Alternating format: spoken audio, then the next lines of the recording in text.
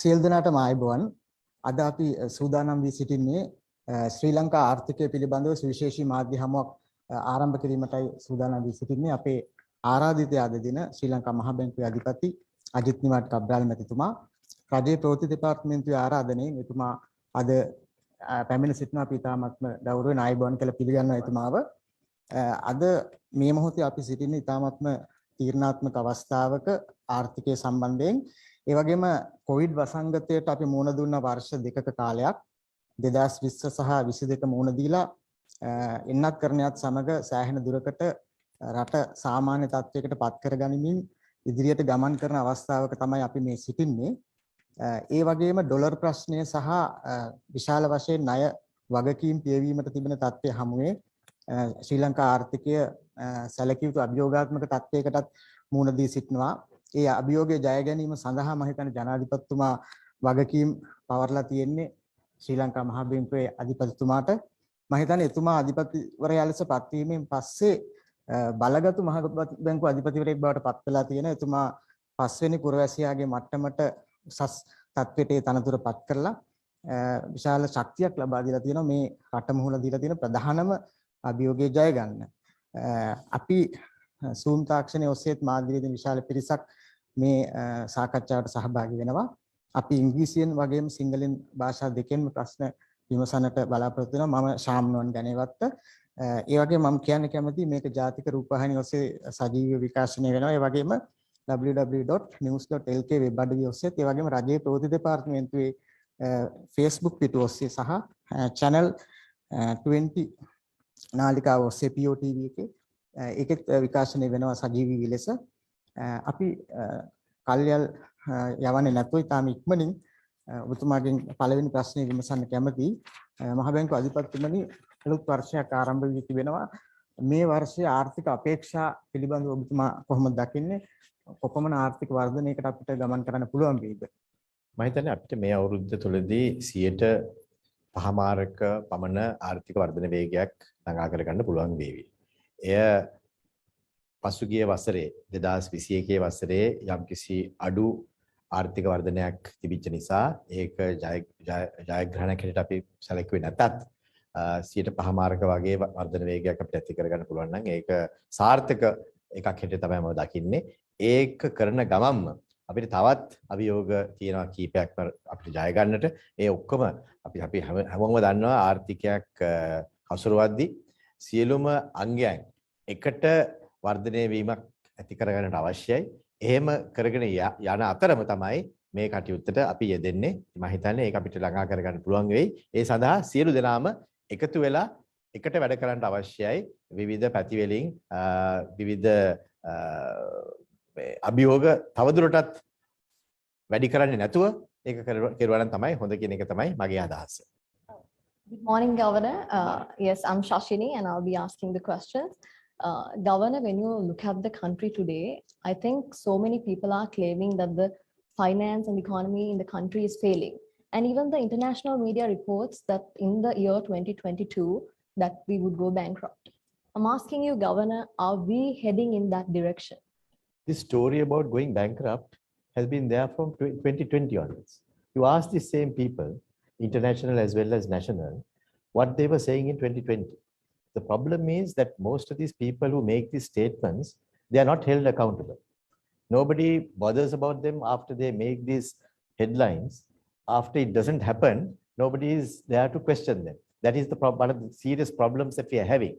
In 2020, they said that this country will fail. They said we won't be able to make the payment. We had only $7.5 billion reserves. We had to pay $6.5 billion, and therefore we will not be able to settle it. In 2021, they said the same thing. They said 2021, you wouldn't be able to settle your debts, you will fail. And then that also didn't happen. Then 2021, they went to the extent of saying that we have the reserves at very low levels, and therefore you won't be able to pay the debts. And therefore, country will crash, economy will crash. If you remember that, you take your mind back to all these people who said those things, including some of the journalists. I'm sorry to say I have nothing against them, but they were reporting what others were saying. They said that in 2021, we will not have reserves and the reserves have now come to the level of being bankrupt, and that we won't be able to make ends meet. We very openly said we will have $3 billion and we will make the payments in 2022. Now, after we have countered their story that we won't be able to pay, that we will crash, and then the whole country will go into chaos and ultimate terrible situations will occur. When we say that we will pay, now they are saying, don't pay, don't pay. $500 million is the international sovereign bond that we have to make payment. We have very categorically stated that we have earmarked the funds for that and that we will make the payment. Now, when we say that, they have a different chorus. They start off with a different cry. Now, don't pay. What are they saying not to pay? They are saying, don't pay $500 million. And if you don't pay $500 million, then all your problems will be solved. That's not the case. Your problems will get aggravated. That is why we have diligently, as a nation which has already always honored its debts, we are making the payment and we are making arrangements for every single payment. I can tell you that. And we don't want to go through the path that Lebanon faced, where when they had reserves, there was a cry within the country, orchestrated by various journalists as well as by the opposition, to make them not pay, and they went into a serious crisis where the country started burning. We don't want to have a situation like that. We are on top of the situation. We are making the payments. We are gradually building the reserves. We have built the reserves now to $3 billion from a $1.5 billion, which was quite a difficult number. Now, we are gradually increasing that. And when we are doing that, I think some people are not very happy. Maybe they had different dreams that Sri Lanka will go into anarchy, Sri Lanka will go into a difficult situation. I can tell you very clearly, we will honor the debts, and therefore, this country will have to stay stable in that exercise, and we are taking the necessary steps from various other sources that we are collecting the necessary funds to make sure that Sri Lanka will be able to honor its debts.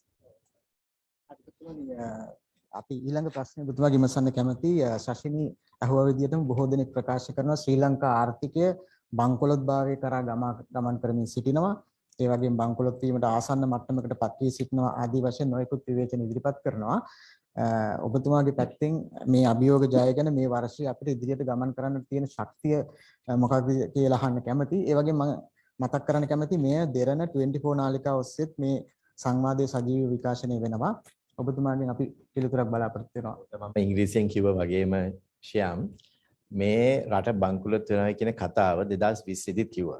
අත් වශයෙන්ම මම කරුණු විග්‍රහ කරද්දී 1970 දී කිව්වා ශ්‍රී ලංකාව බංකුලොත් වෙනවා කියලා. මම අයලක පත්‍රයක් තියෙනවා මම අද ගෙනාවේ නැහැ. එනකොට ඒ කාලෙදිත් කිව්වා.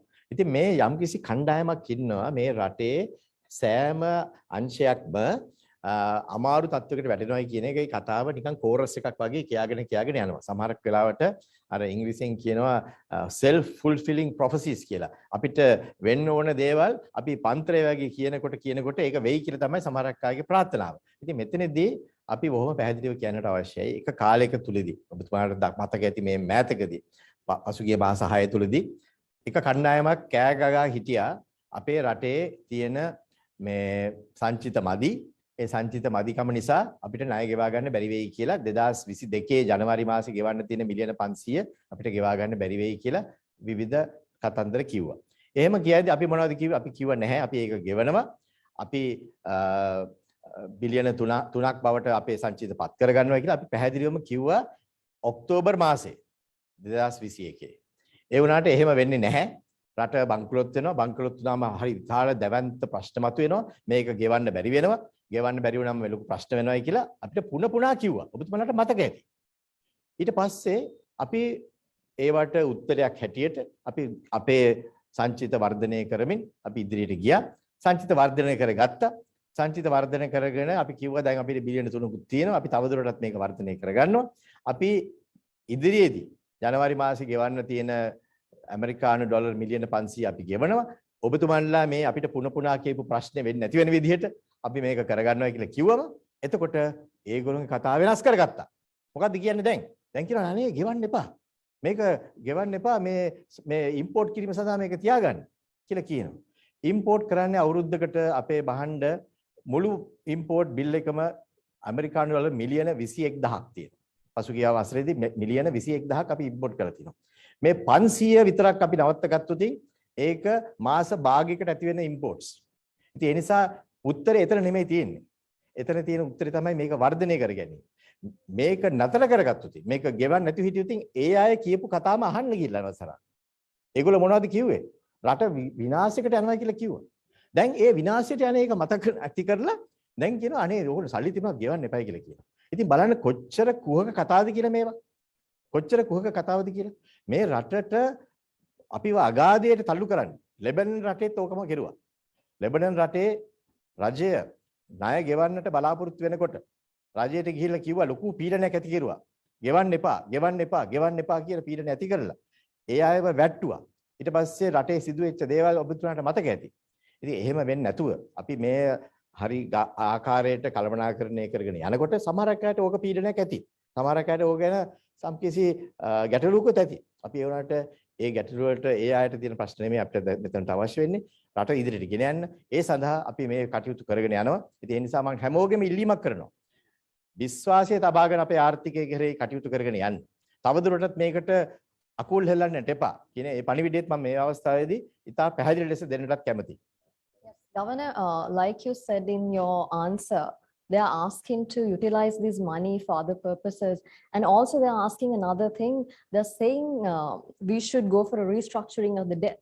What is your response to this? When you say restructuring, what is meant is find different ways in which you will handle your debt. That is what is meant by restructuring. I'm also a chartered accountant, so I know what restructuring means. In my profession, we have done that. In my profession, so many others are doing it. Restructuring does not mean that you go and say that you are bankrupt and that you cannot pay. You change your debt structure early.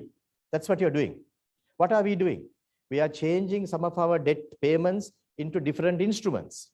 Earlier, we had, at the time when I left as the governor, and this time, a lot of people don't mention this because I think they fear this point. We had $5 billion in international sovereign bonds. And at that time, the GDP of the country was $79 billion. That stage, it was a comfortable value for us to service. However, in the next 5 years, whilst the IMF was also there, Sri Lanka borrowed heavily from the international sovereign bond market. And we increased our sovereign bonds to 15 billion. Now, if we had increased the sovereign bonds to 15 billion and the GDP had also increased threefold, it wouldn't have mattered because we would have been comfortable. But the GDP improved only by a very, very small fraction to $84 billion. So what happened was we had $15 billion worth of international sovereign bonds, which had to be serviced with an economy that was only $84 billion. There lies the structural defect. So what did we do once we came into office? We gradually started pulling this back. Now we are shifting those debts from ISBs to other instruments so that the longevity as well as the interest rates are controlled to some extent. We have already paid $2 billion of international sovereign bonds, thereby reducing the international sovereign bonds level from 15 billion to 13 billion. We are also negotiating and have negotiated with other countries to have lower rates of interest as well as longer periods of time in order to settle those international sovereign bonds, as a result of which we will be much more stable. So our intention is to reduce the ISBs to a level of about 10 billion and grow the economy to the level of about 100 billion, at which stage we will have a greater comfort when we go forward. So this is a very clear strategy. And what is that strategy? We are actually restructuring our debt portfolio. So what we are doing is exactly what people are asking for, restructure it. But we are doing one difference is we are not inflicting any pain to the investors that have already had faith in Sri Lanka and invested. There's no big deal about going and making it difficult for investors. We are actually taking the investors into consideration. We are not causing pain to them. We are adjusting our debt portfolio so that we can face this situation much better in the longer term as well as in the shorter term. So that's what we are doing. And I think sometimes this is not understood carefully enough. And I'm glad that you asked this question so that I could clarify that. මේ සංවාදයේ ජාතික රූපවාහිනිය ඔස්සේ සජීවී ලෙස විකාශනය වෙනවා. ඒ වගේම දෙරණ 24 නාලිකාව ඔස්සේ සජීවීව විකාශනය වෙනවා. මම ඊළඟ ප්‍රශ්නය ඔබතුමාට යොමු කරන්න කැමතියි. ඔබතුමා දැන් සඳහන් කළා ණය ප්‍රතිව්‍යුහගත කරණය පිළිබඳවත් ඒ වගේම ජාත්‍යන්තර ස්වෛරීත්ව බැඳුම් කරවලට ගෙවන්න තියෙන මුදල් පිළිබඳවත් සඳහන් කළා. එතකොට මේ වර්ෂය 2022 වර්ෂයේ සමස්තයක් හැටියට අපිට ගෙවන්න තියෙන ඇමරිකානු ඩොලර් බිලියන 6.8ක පමණ විශාල ණය ප්‍රමාණයක්. එතකොට අපිට විශාල වශයෙන් මේ දවස්වල කතා වෙන දේ තමයි ඩොලර් හිඟයක් තියෙනවා. අපිට ලැබෙන විදේශ විනිමය ලැබීම් අඩුයි රටට. ඒ හමුවේ මේ අතිවිශාල ණය වගකීම පියව ගන්න තියෙන ශක්තිය හා හැකියාව පිළිබඳව ඔබතුමාගේ විමසන්න කැමතියි. මම බොහොම පැහැදිලිව කියනවා මේ ණය ප්‍රමාණය අපිට ගෙවා ගන්න පුළුවන්. ඒක අමාරු තමයි. ඒක අමාරු නැහැ කියලා මම කියන්නේ නැහැ. ඒ වුණත් ඒ අමාරුකම් මැද්දේත් අපිට මේක කරගන්නට පුළුවන්. ඒ නිසා තමයි අපි මේ පිළිබඳව බොහොම කල්පනාකාරීව බොහොම සයන්ටිෆිකලි කියන්නේ මේ විද්‍යාත්මකව ඒ කටයුත්තට යොමු වෙලා තියෙන්නේ. ඉතින් ඒ නිසා ඒ කටයුත්ත දැන් කෙරීගෙන යනවා. ඒ නිසා තමයි අපිට පසුගිය කාලය තුලදීත් ගෙවා ගන්න පුළුවන් වෙලා තියෙන්නේ. ඒ ගැන පොඩ්ඩක් හිතලා බලන්න ඕනේ. 2021 පටන් ගන්නකොට අපිට තිබුණේ සංචිත ප්‍රමාණය බිලියන 5ක් පමණ. අපි ඒනොට බිලියන 6ක් ගෙවුවා. බිලියන 6කුත් ගෙවලා තව බිලියන 3කුත් ඉතුරුයි. ඉතින් ඒ ගණන් හැදීම පොඩ්ඩක් බලන්න පුළුවන් ඕනම කෙනෙකුට. ඒ කියන්නේ අපේ පිටින් එන මුදල් ටික ප්‍රමාණය මේ සංචාරක ක්ෂේත්‍රයේ මුදල් නොලැබුණත් අපිට පුළුවන් වෙලා තියෙනවා කල්පනාකරණය කරගන්න. ඉතින් මේ වසර තුලදී 2020 වසර තුලදී අපිට පුළුවන් වෙනවා කල්පනාකරණය කරගන්න. ඉතින් ඒ නිසා අපිට විවිධ පැති වලින් මුදල් ලබා ගන්නට අපි කටයුතු කරනවා.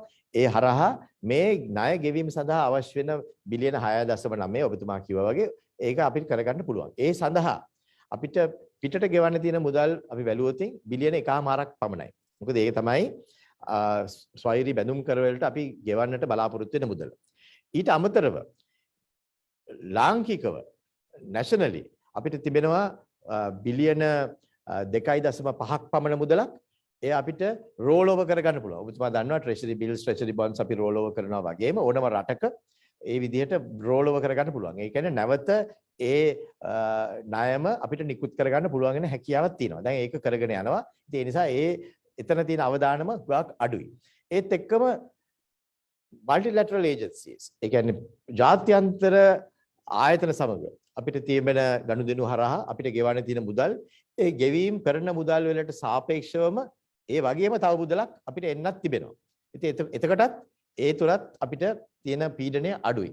ඉතින් මේව ඔක්කොම කල්පනාකරණය කරගන්නවා. මෙතන වෙලා තියෙන්නේ ශියාම් බොහෝ අවස්ථාවලදී සමහරක් ඉන්ටර්නෙට් එක බලන ආර්ථික විශේෂඥයන් ඉන්නවා. ඉතින් ඒගොල්ලෝ ගණන් හදනවා. ගණන් හදලා කියනවා මේක නැහැ මේක නැහැ කියලා. ඒ වුණාට ඒක කිරීම සඳහා මහා බැංකුවේ මුදල් අමාත්‍යාංශයේ දක්ෂ නිලධාරීන් ඉන්නවා. ඉතින් ඒ අයටත් මේ ඔය ඉන්ටර්නෙට් එකේ පේන එක්ස්රේ එක අපිටත් පේනවා. අපි දන්නේ නැතුව නෙමෙයිනේ. ඉතින් බිලියන 6.9ක් ගෙවන්න තියෙනවා කියලා අපි තේරුම් ගත්තම අපි නිදාගෙන ඉන්නේ නැහැ. ඒගොල්ලෝ එකපාරට කියන්න පුළුවන් මෙන්න මෙච්චරක් තියෙනවා කියලා ඒක කියන්න පුළුවන්. ඒක අපිත් දන්නවා. ඉතින් දන්න නිසා ඒකට අවශ්‍ය වෙන කටයුතු කරගෙන යනවා. ඒ පිළියම් හරි ගස්සගෙන යනවා. දැන් මේ 2022 ජනවාරි මාසේ 18 වෙනිදා ගෙවන්න තියනයි කියපු මිලියන 500 මේ අය මොනවද කිව්වේ? ඔය ඉන්ටර්නෙට් කට්ටිය මොනවද කිව්වේ? ගෙවන්න බැහැ කියලා කිව්වනේ. දැන් අපි ගෙවනවානේ. ඉතින් ඒතකොට ඒකෙන්ම තේරෙනවානේ දැන් ඒගොල්ලෝගේ මතයේයි අත්ත වශයෙන්ම කෙරෙන යන දේ අතර ලොකු වෙනසක් තියෙනයි කියලා ශියාම්. දැන් අත්ත වශයෙන්ම ණය ලැබෙන විදේශ විනිමය ප්‍රමාණය එකතු කරගෙන කොහොම හරි ණය ගෙව්වට අර ආනයනකරුවන්ගේ කන්ටේනර් හිර වෙලා රටේ පෝලිං හිඟයක් තියෙනවා මේ භාණ්ඩ හිඟයක් තියෙනවා පෝලිං ඇති වෙලා තියෙනවා. ඒතකොට සමහර අය ප්‍රකාශ කරන්නේ කොහොම හරි විදේශ ණය ගෙව්වට රටේ මහ ජනතාවට මුහුණ දෙන්න තියෙන ප්‍රශ්න මේ උග්‍ර වෙලා තියෙනවා කියලා අනිත් දේවල් වලට ඩොලර් වියදම් කරන්න සීමා වීම තුල ණයවර ලිපියක් එහෙම විවෘත කරගන්න අපහසුයි කියලා. ඒතකොට ණය කොහොම හරි ඩිෆෝල්ට් නොවි අපි යන්න පුළුවන් වුණත් අනිත් අංශවල අර්බුද රාශියක් ඇති වෙලා තියෙනවා කියලා ප්‍රකාශ වෙනවා. යම් කිසි පීඩනයක් තියෙන බව ඇත්ත. ඒ වුණත් අද මේ තෙල් හිඟයක් තියෙනවද? අද ගෑස් ප්‍රශ්නයක් තියෙන්නේ හිඟයක් තියෙන ප්‍රශ්නයක්ද වෙන ප්‍රශ්නයක්ද? අද විදුලිය විසන්ධි කරන්නට සිදු වෙලා තියෙනවා පැයක් දෙකක්. ඒක විසඳ කරන්න වෙලා තියෙන්නේ ඩොලර් ටික අපි හිතන්නේ නෙමෙයිනේ. ගල්ලංගුරු මේ ප්ලාන්ට් එක ඒකේ යම් කිසි බාධාවක් තියෙනකොට එතන ප්‍රශ්නයක් තියෙනවා. ඒ ප්‍රශ්නේ වෙනම ප්‍රශ්නයක්. දැන් තෙල් රටේ තියෙනවා. අනිත් සීලම දේවල් තියෙනවා. ගෑස් ප්‍රශ්නයක් තියෙන බව ඒ ප්‍රශ්නේ වෙනස් ප්‍රශ්නයක්. ඉතින් දැන් ඒව ඔක්කොම තියෙනවා. අනිත් එක බිලියන 21කට ඉම්පෝට් කෙරුවානේ. පසුගිය වසර තුලදී 2020 දී ඉම්පෝට් කෙරුවේ බිලියන 16යි. 2019 දී ඉම්පෝට් කෙරුවේ බිලියන 20යි. මේ අවුරුද්දේ බිලියන 21ක් අපි ඉම්පෝට් කරලා තියෙනවා. ඉතින් එහෙමනම් ඒ ඉම්පෝට් කරන්න සල්ලි තිබුණානේ. වාහන නැතුවත් අපි බඩු භාණ්ඩ ඉම්පෝට් කරලා තියෙනවා බිලියන 21කට. ඉතින් ඒක කරලා තියෙනවනේ. ඉතින් ඒක කෙරුවේ කොහොමද එහෙමනම්? ඉතින් එහෙම හිඟයක් තිබුණායි කියලා කියනවා නම් යම් අවස්ථාවලදී විවිධ හිඟයක් තියෙන්න පුළුවන් බව මම පිළිගන්නවා. ඒක විවිධ හේතු නිසා වෙන්න පුළුවන්. අනිත් එක මම මේ ඉස්සෙල්ලත් මම මේ ගැන කතා කරලා තියෙනවා ශියා. එක එකනා කියනවා මේ කන්ටේනර් 1500ක් හිරවුණා කියලා කියනවා. කවුද ගණන් හදලා බැලුවේ? හරියටම කන්ටේනර් 1500ක් තිබුණේ මෙන්න මේ ඩොලර් නැතිකම නිසාද කියලා.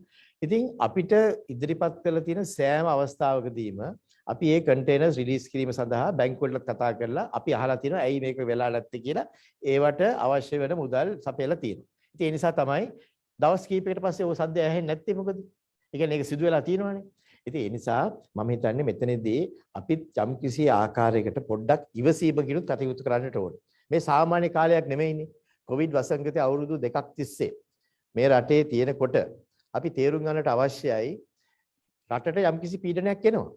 ඒ පීඩනයත් එක්කම සංචාරක ක්ෂේත්‍රයට ලොකු පීඩනයක් ඇවිල්ලා තියෙනවා. ඉතින් ඒ පීඩනය හරහා අපිට සාමාන්‍යයෙන් ගලා එන ඇමරිකානු ඩොලර් බිලියන 9ක පමණ මුදලක් ගලා ආවිලා නැහැ. ඉතින් ඒත් එක්කම තමයි මේ කටයුත්ත කරගෙන යන්නේ.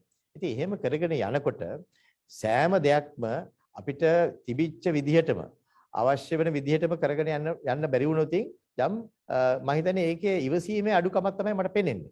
ඉවසීමක් තිබුණත් නැතත් අපිට සෑම අත්‍යවශ්‍ය භාණ්ඩයක්ම අපි ලබා ගන්නට කටයුතු කරලා තියෙනවා.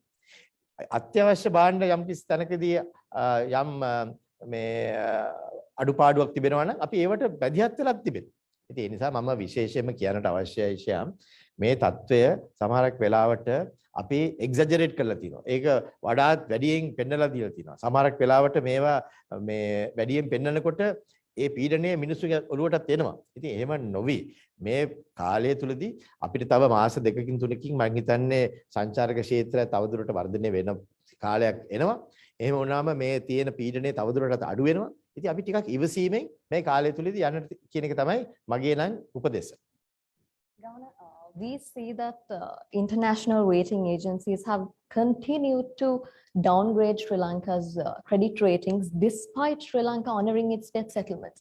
Why are they doing this? Why are they coming after Sri Lanka? And also another question pop up. This has, I think, tarnished the credibility in front of the international platform. How are we to expect more investors to come into our country and invest in our country at this rate? I'm also very disappointed at some of the actions that have been taken by these credit rating agencies. And we have, in fact, every time when they have taken steps of that nature, you would have noticed that we have very categorically stated what our stance is and that we don't agree with some of those things that they have done. But nevertheless, they have continued to do that. And this has happened in so many other countries as well. So I'm perturbed that this is the stance that has been taken. In fact, if you remember, soon after the war ended, in May 2009, which was a very credit positive feature in our economy. Everybody knew once the 30-year war ends that there will be a new wave of development within the country. But unfortunately, the credit rating agencies took a different view and then they downgraded Sri Lanka at that moment.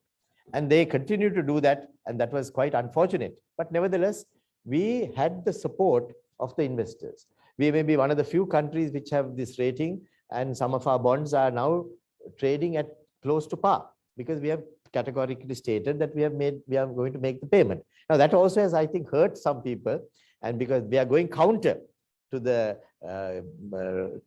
suggestions that those people have made, and I'm sorry that we have had to disappoint them by making the payments. And even whatever the credit rating agencies say, I know there is a huge number of investors who have faith in the government of Sri Lanka honoring its debts. We have honored our debts for the last 73 years since independence, and we have shown that we have every intention of doing so. And investors have been supportive of us, and we have continued to do that. So We have at all times surprised them at different times because their own predictions, which they flaunted to the rest of the world, credit rating agencies as well as some of the internet economists that we have seen mushrooming in the past few months, they have been saying this, but we have clearly proven them wrong at every interval. And for the last 2.5 years, what they have been saying will be proved wrong in the next 2.5 to 3 years or 5 years or whatever. If we get our own projects right, if we get diligently continue doing what we are doing, we will be able to prove all of them wrong. And that's what we are going to do. And do you think that they should reevaluate the ratings that was given to us? Certainly, yes.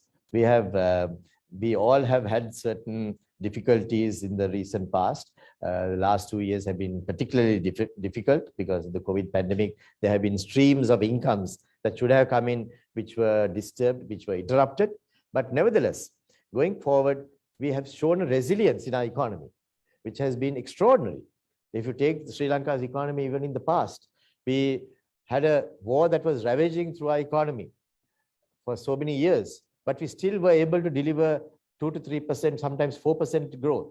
And immediately after the war was over, we were able to deliver nearly 8% growth, which shows a resilience and an undertone in our economy, which was extraordinary.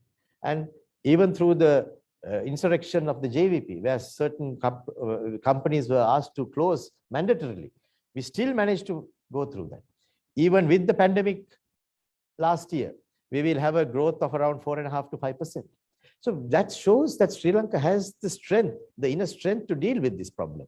But we must also back it up with the trust that we have to build in our economy. And that trust is what these people are trying to erode. And we are disappointed about that.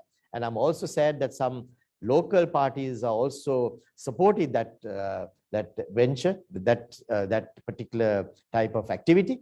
And I hope that they will also change so that we can go forward with greater clarity and confidence as we go through this difficult period.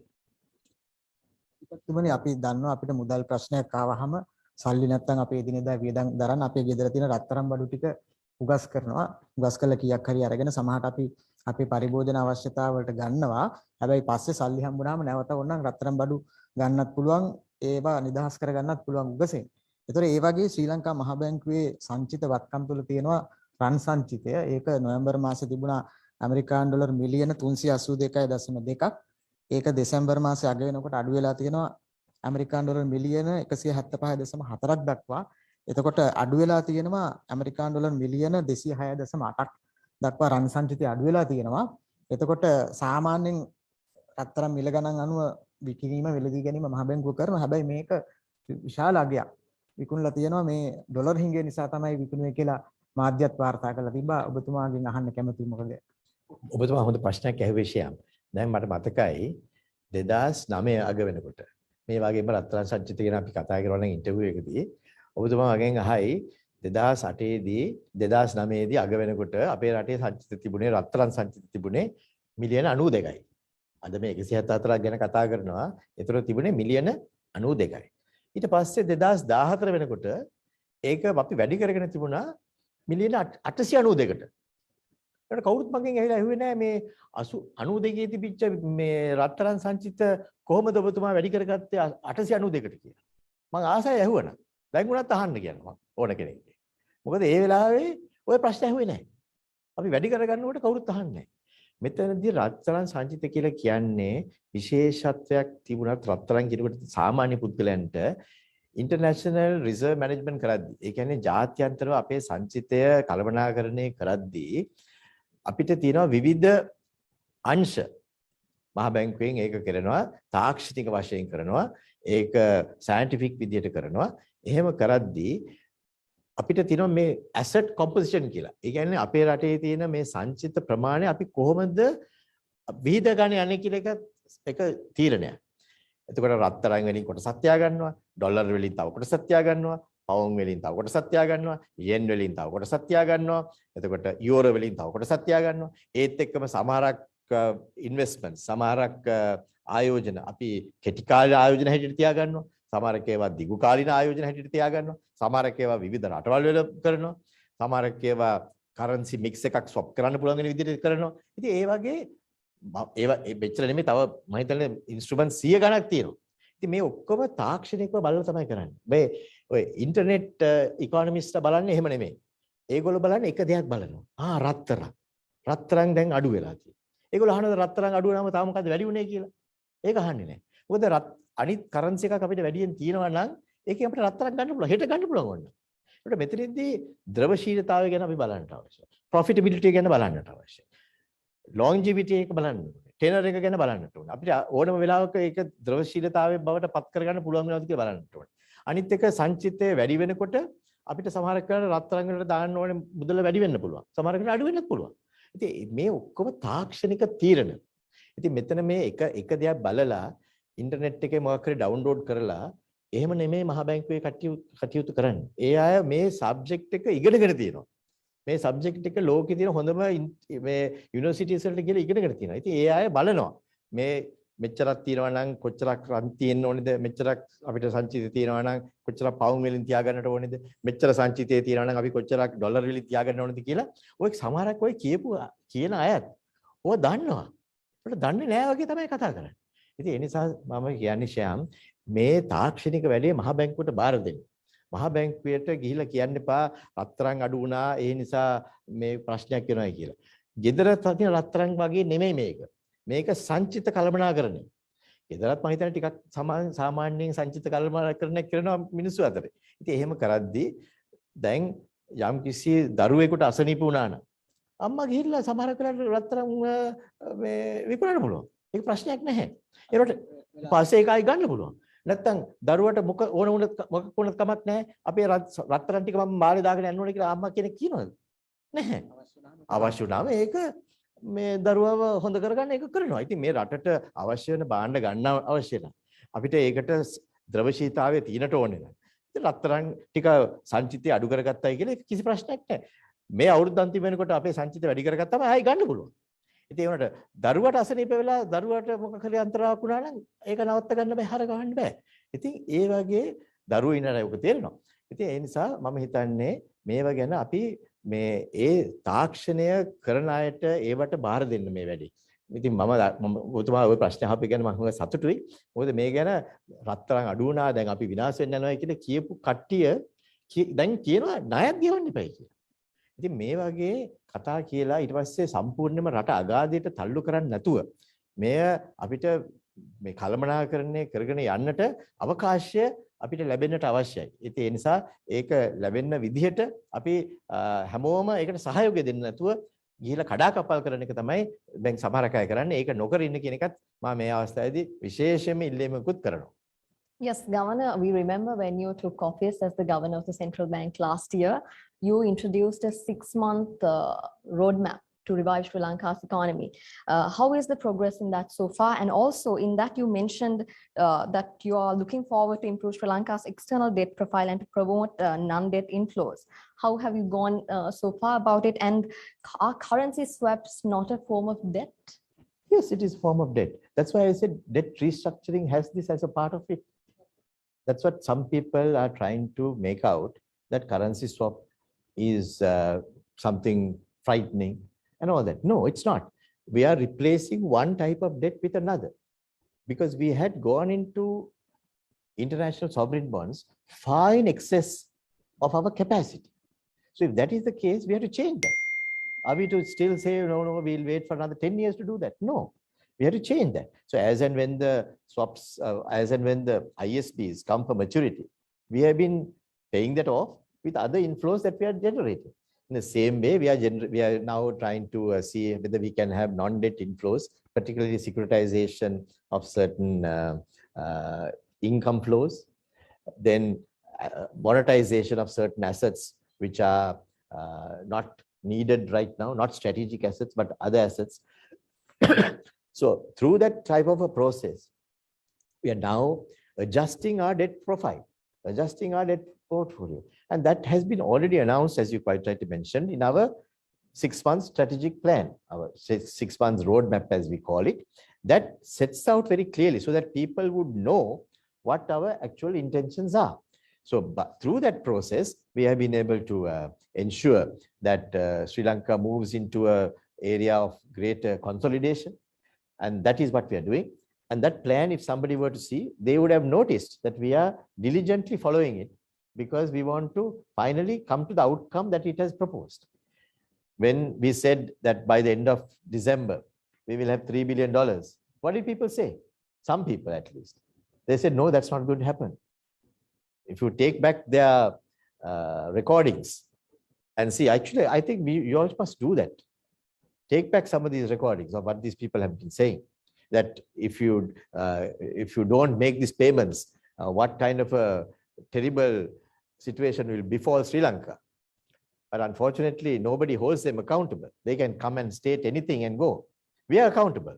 We are making sure that we are dealing with the situation and making the necessary changes in the economy and moving forward. And that has been enunciated, and we are following that. And I can tell you, even in the current situation, we are doing that, and we would do that. And by the end of March, we will announce a new program for the next 9 months and thereafter, so that we have a clear plan that we are following, so that people also will know that that's the plan that Sri Lanka is following. ඉදිරිපත් කරපු අර සයමාසික ප්‍රතිපත්ති පෙරදැක්ම ගැන දැන් සඳහන් කළා. ඒ ප්‍රතිපත්ති පෙරදැක්ම තමයි මගේ අතේ තියෙන්නේ. ඒකේ ඔබතුමා අවසානයේ සඳහන් කළ තියෙන මේක ගතික සැලැස්මක්. ඒ කියන්නේ නොවෙනස් වන පරම සත්‍ය වගේ සැලැස්මක් නෙවෙයි. යම්කිසි අඩුපාඩුවක් තිබුණොත් ඒක හදාගෙන ඉදිරියට ගමන් කරන සැලැස්මක් කියලා. එතකොට මේ සයමාසික සැලැස්ම අනුව යම්කිසි ඉලක්ක සඳහන් කළ තිබෙන විදේශ විනිමය ලැබීම් සම්බන්ධයෙන් ඒ ඉලක්ක සපුරා ගන්න සමත් වෙලා තියෙනවද?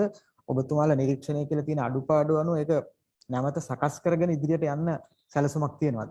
කොහොමද හොඳ ප්‍රශ්නයක් ශාම්. ඔව් මම හිතන්නේ අපි සැලැස්ම ඉදිරිපත් කරද්දිම අපි දැනගෙන හිටියා යම්කිසි uncertainties. ඒ කියන්නේ අපිට නොසිතපු දේවල් වෙන්න පුළුවන් කියන එක සාමාන්‍ය සිදු වෙන්න පුළුවන් දෙයක්. මොකද ලෝකයේ තත්ත්වය ගැන අපි දන්නේ අද මේ තියෙන තත්ත්වෙ නෙමෙයි හෙට තියෙන්නේ. ලෝකයේ ආර්ථිකමය තත්ත්වෙත් වෙනස් වෙන්න පුළුවන්. ලෝකයේ සෞඛ්‍ය තත්ත්වය වෙනස් වෙන්නට පුළුවන්. අපි දැක්කා පසුගිය මාස 2-3 තුලදී ලෝකයේ සියලුම භාණ්ඩ දැවැන්ත ලෙස වැඩි වෙලා තියෙනවා. අද ඇමරිකාවේ තියෙන උද්දමනය අවුරුදු 40කින් තිබිච්ච උද්දමනයට වඩා වැඩි උද්දමනයක්. ඉතින් ඒ වගේ තත්ත්වයක් ඇමරිකාවේ සිදු වෙලා තියෙනවා. යුරෝපයේ ඒ වගේ තත්ත්වයක් සිදු වෙලා තියෙනවා. එංගලන්තයේ තියෙන උද්දමනයත් අද දැවැන්ත ලෙස වැඩි වෙලා තියෙනවා. ෆ්‍රේට් චාර්ජස් අපි දැක්කා 3 ගුණයකින් වැඩි වුණා. අපි දැක්කා කෝල් ප්‍රයිස් එක 3 ගුණයකින් වැඩි වෙනවා. අපි දැක්කා ඇමරිකානු ඩොලර් 40-45 තිබිච්ච බැරලයක මිල ඇමරිකානු ඩොලර් 85 දක්වා වැඩි වෙනවා. දැන් පොඩ්ඩක් අඩු වෙලා තියෙනවා, නැවත වරක් වැඩි වෙනවා. ඒක තමයි අර්ථකථනය කරන්නේ බොහෝ දෙනෙක්. ඉතින් ඒ වගේ තත්ත්වයක් අද තමයි අපි ජීවත් වෙන්නේ. එතකොට ඒත් එක්කම කොවිඩ් වසංගතයේ හිටපු හැටි වැඩි වෙනවා, අඩු වෙනවා. ලෝකයේ වෙන රටවල් වල වැඩි වෙනවා, අඩු වෙනවා. ඉතින් ඒ ඔක්කොම දේවල් අවිනිශ්චිත කරුණු. ඉතින් ඒ අවිනිශ්චිත කරුණු තිබුණත් අපිට තියෙන්න ඕනේ පැහැදිලි ඉලක්කයක්. ඒ නිසා තමයි අපි මේ රෝඩ් මැප් එකක් ඉදිරිපත් කරන්නේ. ඒ රෝඩ් මැප් එක ඉදිරිපත් කරද්දිම අපි දන්නවා සමහර තැන්වලදී අපිට වෙනස්කම් කරන්න සිදුවේ. ඒකට අපේ යන ගමන ගැන අපි බොහොම පැහැදිලිව කියනවා නම් අපිට එතනට යන්නේක තවදුරටත් පහසු වෙනවා. ඉතින් ඒ නිසා තමයි අපි මේ විදිහට මේ කටයුතු සකස් කරගෙන යන්නේ. අපි කීප තැනකින්ම එක දෙයක් කරන්නට අපි බලාපොරොත්තු වෙනවා. මොකද එක තැනකින් පමණක්ම එකම ස්ට්‍රැටජි එකක් පමණක්ම තිබුණොත් සමහරකට ඒ ස්ට්‍රැටජි එක හරියටම සිදුුනේ නැත්තම් අපිට සෑහෙන ලොකු පීඩනයක් ඇති වෙනවා. ඉතින් ඒ නිසා තමයි අපි තැන් කීපයකින් එකම දේ කරන්න බලාපොරොත්තු වෙන්නේ. දැන් අපි ස්වොප්ස් කරන්න යනකොට අපි මේ රටවල් කීපයක් එක්ක සාකච්ඡා කරගෙන යනවා. එතකොට මොකද එතකොට අපිට එකක් දෙකක් සිදු නොවුණත් අනිත් ඒවා සිදු වෙනවා නම් එතකොට අපිට අපේ ගමන සාර්ථක වෙනවා. ඉතින් ඒ නිසා තමයි දැන් ඔය ප්ලේන් එකක යනකොට ලොකු ජෙට් එකක් යනවා නම් එන්ජින් 4ක් තියෙනවා. එන්ජින් 4ම වැඩ කරන්නේ හැමතිස්සෙම. කවුරු හරි ඇයි මේ එන්ජින් 4ක් දාගෙන යන්නේ කියලා. එන්ජින් 4ක් දාගෙන යන්නේ එකක් ෆේල් වුණත් අනිත් එක වැඩ කරන නිසා. ඉතින් අපේ ප්ලෑන් එකෙත් තියෙනවා ඒ වගේ. සමහර තැන්වලදී අපි අවශ්‍ය තරමට වඩා වැඩියෙන් අපි උනන්දු වෙනවා.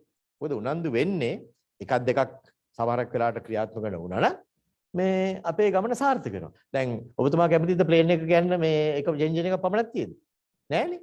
ආසයි එන්ජින් 3-4ක් තියෙන්න ඕනේ. එතකොට තමයි එකක් නැති වුණත් අනිත් එන්ජින් එකේ අපිට ගමන යන්න පුළුවන්. ඉතින් ඒ වගේ තමයි අපිත් මේක කරගෙන යන්නේ. එන්ජින් කීපයක්ම අපි දැනට එක සැරේට හදගෙන යනවා. එතකොට එන්ජින් කීපයකින් එකක් දෙකක් සිදු නොවුණත් අපේ ගමන සාර්ථක කරගන්න තමයි අපේ බලාපොරොත්තුව.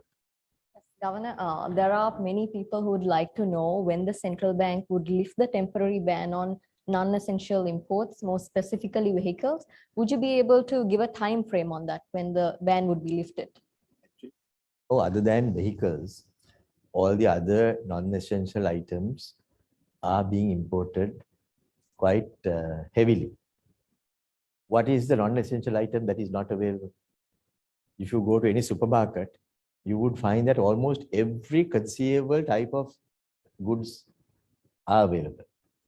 I don't want to mention the names. I don't want to talk about those items, but those items which are available in any part of the world are imported here also. And so those are also, in my view, sometimes we can term those non-essential, but those are also being imported.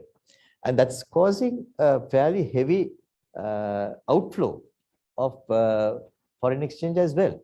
So which can sometimes disturb the overall importation as well, because these, which are considered to be non-essential, as you quite rightly mentioned yourself, I didn't say the word, are flooding the market.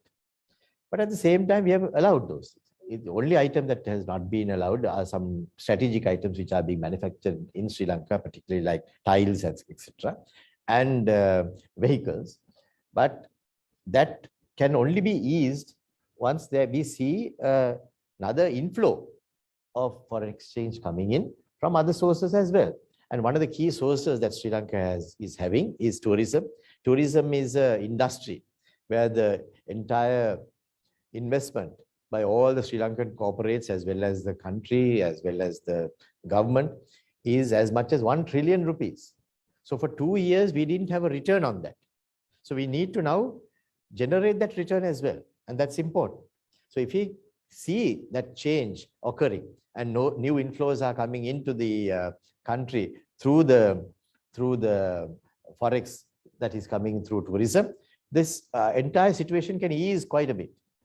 I sometimes wonder whether these people who are asking Sri Lanka to default and then cause itself so much of pain are also realizing that in a few months' time, that we will have these inflows coming, and after that, their entire story will become zero.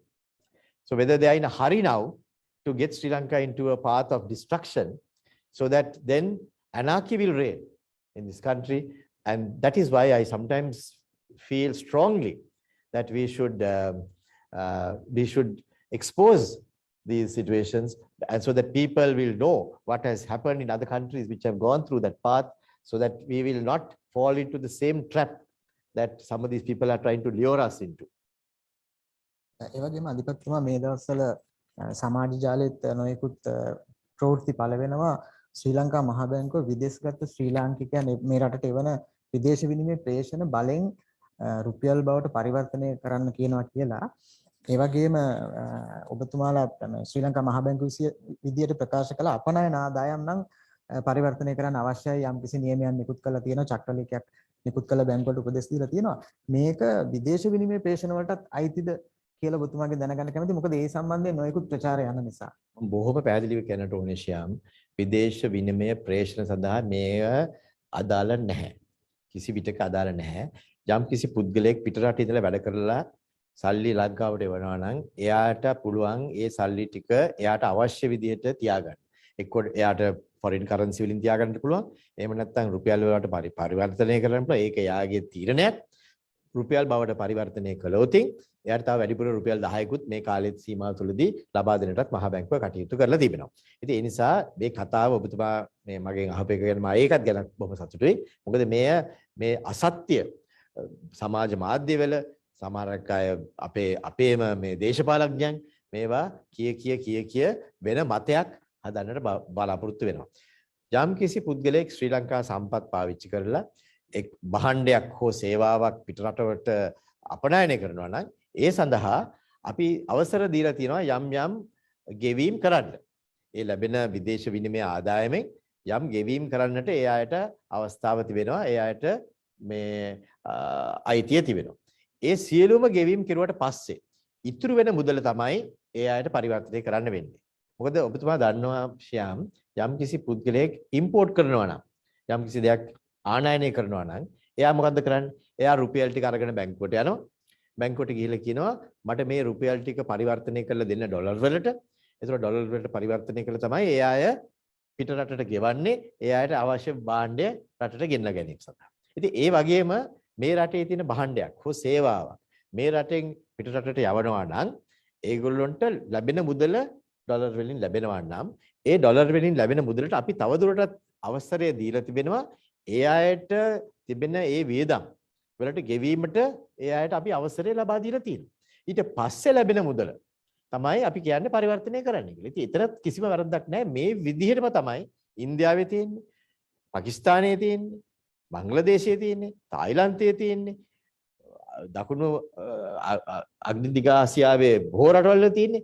ඒ වගේම රෙගුලාසි තමයි තියෙන්නේ. අපේ රටත් අපි මේ රෙගුලාසි අපි මේ ගත්තේ ඉන්දියාවේ තියෙන රෙගුලාසි මේ උදාහරණයක් අරගෙන. ඉතින් ඒ නිසා මෙය බොහෝ දෙනෙක් විවිධ මත පෙන්නලා දීලා කියනවා දැන් අපේ රටට මේ ගිරාම ප්‍රශ්නයක් මතුවෙනවා කියලා. ඒ වගේම තමයි වෙන රටවලත් තියෙන්නේ. ඒ නිසා අපේ රටේ මෙච්චර කාල කරපු නැති නිසා අපිට සෑහෙන පාඩුවක් වුණා, හානියක් වුණා.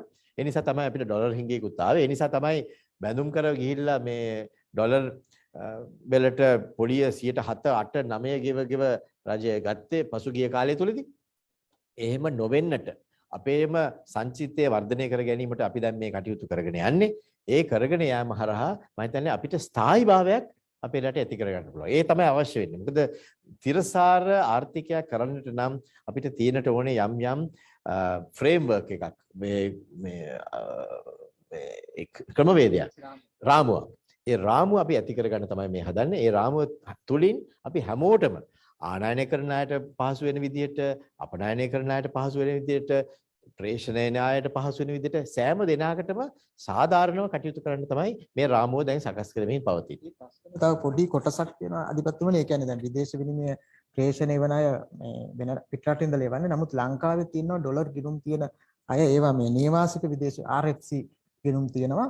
ඒතර ඒගොල්ලොන්ගෙත් යම්කිසි ඩොලර් ශේෂයන් බැංකුවල තියෙනවා. ඒගොල්ලොන්ටත් ඒ සල්ලි මේ රුපියල් වලට පරිවර්තනය කරන්න කියලා කිසිම දෙයක් අපි කියලා නැහැ. දැන් තියෙන මුදල් තියෙන අයට ඒ විදිහටම තියාගෙන යන්න පුළුවන්. NRFC accounts, RFC accounts, ඒ අයට තිබෙන accounts වලට කිසිම බාධාවක් සිදු වෙන්නේ නැහැ. කිසිම කරදරයක් නැතුව ඒගොල්ලෝ තියාගෙන යන්න පුළුවන්. මේ සමහරක් අය එහෙම කියලා බය කරලා තියෙනවා මම දන්නවා. අපි ඒක තමයි විටින් විටම අපි මේ මහා බැංකුවේ හැටියට අපි ඒව ගැන මේ ප්‍රකාශ කරලා තින්නේ නිසා එහෙම කිසිම බාධාවක් සිදු වෙන්නේ නැහැ. එයාට ඒ විදිහටම තියාගෙන යන්නට පුළුවන්. ඒ වුණාට අලුතෙන් services exports එහෙම නැත්නම් goods export කරන අයට මේ නීති රීති වලට අනුව තමයි කටයුතු කරන්න වෙන්නේ. ප්‍රේෂණය කරන අයට කිසි විටක කිසිම බලපෑමක් නැහැ. ඒ අයට මුදල් එවන්නට පුළුවන්. මම ඒ හින්දා පිට රටවල් වල ඉන්න අය අපේ රටවැසියන්ට සහෝදරයන්ට අපි විශේෂයෙන්ම කියනවා ඒ අයට කිසිම බාධාවක් නැතුව එවන්න පුළුවන්. ඒ වුණාට අර හුන්ඩියල් වගේ ක්‍රමවලින් එවන්න එපා. ඒවෙන් එවුවතින් සිදු වෙන්නේ තව බාධා ඇති වෙන්න පුළුවන්. මොකද ඒක නීතිමය තත්වයක් නෙමෙයි. මේ විවිධ ජාවාරම් වලට සම්බන්ධ ක්‍රමවේදයක් ඒක. ඒ විවිධ ජාවාරම් වලින් තුලින් රටට හානි වෙනවා. අපි දන්නවා බොහෝ අවස්ථාවලදී ඒ අයට ඔය කුඩු ජාවාරමටත් සම්බන්ධ ක්‍රමවේද තමයි මේවා තියෙන්නේ. ඉතින් ඒ නිසා ඒව කරන්නේ නැතුව රටට මුදල් ගලායනට ඉඩ දෙන්න. එහෙම ඉඩ දුන්නොතින් තමාටත් ඒ සල්ලි වලින් තියෙන මේ ශක්තිය වැඩි වෙනවා. අපි දන්නවා අලුතෙන් දැන් පෙන්ෂන් ස්කීම් එකත් හදිගස්කන යනවා රජය. ඒත් එක්කම රක්ෂණ ක්‍රමයක් ඇති කරනවා. සියලුම බැංකු දැන් විවිධ ආකාරයට බොහෝ දෙනෙකුට Tamanගේ ඒ කටයුතු කරන්නට තවත් මේ ශක්තියක් ලබා දීමෙන් පවතිනවා. ඉතින් ඒ නිසා ඒවත් ප්‍රයෝජනට අරගෙන සාමාන්‍යයෙන් එවන්න පුළුවන් තියෙන නිල මේ ක්‍රමවේද හරහා Tamanගේ මුදල් එවන එක තමයි හොඳ කියන එකත් මම කියන්නට අවශ්‍යයි. විවිධ නීති විරෝධී ක්‍රමවේද වලට මේ කරලා ඒකෙන් අමාරුවට වැටෙන්නේ නැති වෙන්නත් මම ඉල්ලීමක් කරනවා. මොකද සමහර විට මෙහෙට මුදල් ලැබෙන අයට තමයි මේ ප්‍රශ්නේ මතුවෙන්න පුළුවන්. ඉතින් සමහරකට අපේ ආදරවන්තයන්ට, දෙමව්පියන්ට සල්ලි එව්වම ඒ සල්ලි එව්වට පස්සේ ඒ ලැබෙන පුද්ගලයාට අවීරයක්, කරදරයක් නොවන විදිහට ඒක නිල මාර්ගයෙන් එවන එක තමයි සුදුසු ක්‍රමවේදය කියලා තමයි මම හැමෝගෙම ඉල්ලීමක් කරන්නේ. Yes, Governor, the Minister of Finance recently we saw that he has announced here that they are willing to give 5,000 rupees allowance to all public sector employees along with some other benefits. And if the government is to bear this cost, it would come around 9.5 billion rupees to provide this allowance. How would we finance it? Does this mean that there would be more money printing? Actually, we have been in the last few months, we have been gradually reducing the treasury bill holdings of the central bank. And that is important because we don't want to disturb that trend. Because I think the amount of treasury bills held by the central bank was somewhat excessive. We admit that. But at the same time, that had to be done for good reason, that we want to make sure that the stability of the country was maintained. And that is not only by the Central Bank of Sri Lanka that there has been excessive holdings by the reserve banks or the central banks. All over the world, almost every country, including the most advanced countries, they have had occasion to have, as you quite rightly mentioned in the normal colloquial terms, money printing done by their respective reserve banks, mainly to support the government at this difficult period during the pandemic. Now, having said that, now is a time for us to gradually reduce those holdings, gradually reduce the amount of money printed being in the economy. Now, in so doing, sometimes the question may be asked, like what you did, what would be the situation when this package is going to be financed? But we have had assurance from the finance ministry that this package will not disturb the overall total expenditure of the government that have been already approved in the budget. So, in fact, it will be budget neutral. If it is budget neutral, that means there won't be an excessive amount of money that would need to be pumped into the economy in order to meet with this arrangement. So that means the government will have to change their priorities. They may have to reduce in certain other areas in order to accommodate this, but that will be a call of the government. And I think the finance ministry has taken that view in order to provide some support to people at this time. So in so doing, while they are doing that, they'll have to make an internal adjustment as to how they are going to adjust their finances. But the totality of the financing program or the borrowing program has not been adjusted, and therefore I don't foresee an additional difficulty being encountered by the country as a result. ඒ වගේම අධිපතිතුමා සංචිත තත්ත්වයේ රටේ ඇමරිකානු dollar බිලියන 1.5කට විතර අඩු වුණයින් පස්සේ නැවත වතාවක් යම්කිසි විදේශ විනිමය මුදල් ලැබිලා 3.1කට පමණ වැඩි වුණා සංචිත තත්ත්වය. හැබැයි ඒ වෙලාවේ අර මේ මූලාශ්‍ර හෙළි කරේ නැහැ ශ්‍රී ලංකා මහ බැංකුව කොහෙන්ද මේ මුදල් ප්‍රමාණය ලැබුණේ කියලා. නමුත් වෙළඳපොළ ආරංචි මාර්ග කියන්නේ චීනයෙන් ලැබුණු අර විදේශ විනිමය හුවමාරු පහසුකමින් තමයි මේ මුදල් ප්‍රමාණය ලැබිලා සංචිත වර්ධනය වුණේ කියලා. ඒ සමගම කියනවා ඒ සල්ලි වලින් අපිට චීනෙන් බඩු ගන්න විතරයි පුළුවන් අපේ ණය ගෙවීමට යොදා ගන්න බෑ. ඒ වගේම ඩොලර් බවට පරිවර්තනය කරන්න අපහසුයි මේ චීන යුවාන් මුදල්. ඒ වගේ නොයෙකුත් විවේචන සඳහන් වෙනවා. ඒ ගැන ඔබතුමාගේ ප්‍රතිචාරය කොහොමද? දැන් මෙතන අපි තේරුම් ගත යුතු දේ තමයි සාමාන්‍යයෙන් මූල්‍ය ආයතනයක් Tamanට ඩිපොසිට් ලැබුණාම ඒක මුළු ලෝකෙටම කියන්නේ නැහැ. ඔබතුමා අද ගිහිල්ලා කමර්ෂල් බැංකුවෙන් නැත්නම් බැංක් සිලෝන් එකෙන් අහන්න මේ කවුද ඩිපොසිට් කරලා තින්නේ කියලා. අහන්නේ නැහැ. ඉතින් ඒක තමයි සාමාන්‍ය තත්ත්වය. ඉතින් ඒ වගේ තමයි තියෙන්නට ඕනේ. අපිට මුදල් ලැබෙන හැම මුදලක්ම දැන් චීනෙන් මුදල් ලැබුණම අහනවා කොහෙන්ද ලැබුණේ කියලා. නැත්තම් ඉන්දියාවෙන් ලැබුණම අහනවා කොහෙන්ද ලැබුණේ කියලා. ඊටු මේ බිලියන 8ක් තියෙද්දි කාගෙද ලැබුණේ කියලා කවුරුත් ඇහුවද? නෑනේ. ඉතින් ඒක අපි කියන කතාවක් නෙමෙයි. මාධ්‍යෙන් ඒ අයට ඕක කතා කරගන්න පුළුවන්. අපිට ගැටලුවක් නැහැ ඒක. ඉතින් ඒ වුණාට සාමාන්‍ය නිල වශයෙන් කිසිම මේ මහා බැංකුවක් එහෙම නැත්නම් බැංකුවක් කියන්නේ නැහැ ඒ අයගේ ඩිපොසිට් ලැබිලා තින්නේ කාගෙන්ද කියලා. ඒක තමයි රහස්භාවය කියලා කියන්නේ ඒකයි. ඉතින් මාධ්‍යයට හෝ මේ පුද්ගලයන්ට ඒ පිළිබඳව ස්පෙකියුලේට් කරන්න පුළුවන්. ඉතින් ඒක කරන එක ඒ අයගේ වැඩක්. ඒනකොට මහා බැංකුවක් හැටියට අපි ඇවිල්ලා කියන්නේ නැහැ අපිට මෙච්චරක් මෙයාගෙන් ලැබුණා අච්චරක් අරයාගෙන් ලැබුණා කියලා. ඒක සාමාන්‍යයෙන් කියෙන්නේ නැහැ. කිසි විටක එහෙම කියලාත් නැහැ. ඉතින් මෙතනදී අපිට අවශ්‍ය වෙන්නේ මේක පාවිච්චි කරන්න පුළුවන් ද බැරිද කියන එකනේ සංචිත වශයෙන්. අද චීන රෙමින්බිය ලෝකයේ තියෙන බලගතුම මේ මුදල මුදල් ඒකකයක්. ඇමරිකානු ඩොලර් එක වගේම ඉන්ටර්නැෂනල් රිසර්ව් කරන්සි එකක්. ඉතින් එහෙම පාවිච්චි කරන්න පුළුවන් තත්යකට අද ඒ කරන්සි එකත් ලැබිලා තියෙනවා. ඉතින් අපිට මේ අපේ සංචිතේ ඩොලර් තියෙනවා, රෙමින්බි තියෙනවා, පවුන්ඩ් තියෙනවා, යූරෝ තියෙනවා, රත්තරන් තියෙනවා, යෙන් තියෙනවා. ඒ ඔක්කොම මුදල් ඒකක තියෙනවා. ඉතින් මෙතනදී කොච්චරක්ද මෙච්චරක්ද තියෙන්නේ කියලා එක අහන එක නෙමෙයි මෙතන හපංගම සංචිතය අපි ගණන් හදලා බලනකොට සාමාන්‍යයෙන් ජාත්‍යන්තරව පිළිගත් ක්‍රමයක් තියෙනවා. ඒ ජාත්‍යන්තරව පිළිගත් ක්‍රමය අනුව තමයි අපි සංචිතය රිපෝට් කරන්නේ. වාර්තා කරන්නේ මේ විදිහට. ඉතින් ඒ වගේ රිපෝට් කරද්දී වාර්තා කරද්දී බිලියන 3.1ක් තියෙනවායි කියලා ඒක නිවැරදිව තමයි වාර්තා කරලා තියෙන්නේ. ඉතින් ඒ නිසා මම මේක බොහොම පැහැදිලිව කියන්නට ඕනේ. සාමාන්‍ය ජාත්‍යන්තර ප්‍රමිතීන් අනුව තමයි අපේ සංචිතය අපි වාර්තා කරලා තින්නේ. ඒ සංචිතය එහෙමම තියෙනවා. සමහර මම දැක්ක එක්කෙනෙක් අහලා තිනවා අදත් පත්තරයක මේක සංචිතය තියෙනවද නැද්ද කියලා එයා බලන්න ඕනේ. ඔඩිට් කරලා. හා? ඉතින් මේ වගේ තමයි කතන්දර. ඉතින් මේ වගේ කවුද මේවා කියන්නේ? මේගොල්ලෝ හිතනවාද මහා බැංකුව මාසෙකට සැරයක් මහා බැංකුවේ චීෆ් ඇකවුන්ටන්ට් වේ මහා බැංකුවේ අධිපතිවරයයි මාසෙකට සැරයක් මේ අනිත් අය දෙන්නේ අවුරුද්දකට සැරයක් ඇකවුන්ට්ස් දෙන්නේ මහා බැංකුව මාසෙකට සැරයක් පබ්ලිෂ් කරනවා අපේ වාර්තාව ඕන කෙනෙකුට කියලා බලන්න පුළුවන් දැන් මේ පත්‍රයේ දීපේකල මම කියන්නේ කියලා බලන්න ඉතින් ඒකට මේවා පත්‍රවල ලියලා දැන් මේ සංචිතයේ තියෙන නැද්ද කියලා බලන්න ඕනේ මේකට ඔඩිට් කෙනෙක් ගෙන්නෝනේ මේ ඉන්ටර්නැෂනල් ඔඩිටර් කෙනෙක් ගෙන්නෝනේ මේක බලන්න ඉතින් ඕක තමයි වෙලා තියෙන්නේ මේ රටේ මේ හැමෝටම ලොකු මේ අදහස් තියෙනවා. ඒ අදහස් ඇත්ත වශයෙන්ම අපි ඒවට මේ දොස් කියනව නෙමෙයි. ඒකට මේ අදහස් වලින් ඒ අය කරන්නේ රටට නිකන් හානියක් කරනවා. ඒ ගැන හිතලා බලලා කිව්වට කමක් නැහැ. ඒකට ඒ සබ්ජෙක්ට් එක දන්න කෙනෙක් ඒක බලලා කියන්න ඕන. මේ වගේ කතා කිව්වම ඒව මේ ජාතික පුවත්පත් වල ලිපියක් හැටියට ප්‍රකාශ වෙනවා. මම අද දැක්කා ඒක. මට ඇත්තටම පුදුමයි. ඉතින් මේවා මේ ප්‍රකාශ වුණාම සමහරක් අය ඉතින් සාමාන්‍යයෙන් දන්නේ නැති අයත් ඉතින් ඔය කියලා බලනවානේ ඒෂියා. ඉතින් බලනවා ඉතින් අයියෝ දැන් මේ සංචිතයේ මේ බොරු සංචිත දන්නෙත් නැහැ. මේක මේ ඉන්ටර්නැෂනල් ඔඩිටර් කෙනෙක් ගේනෝනේ. එක කාලයක් කිව්වේ ඉන්ටර්නැෂනල් මේ ජජස්ලා ගේනෝනේ කියලා.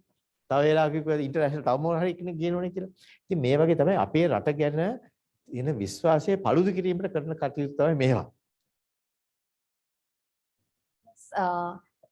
Governor, Sri Lanka's inflation hit 12.1 in the last year. We know that. And it is not sustainable. What is the central bank's plan to reduce this? This is a joint effort. We have to make sure that Sri Lanka has stable prices.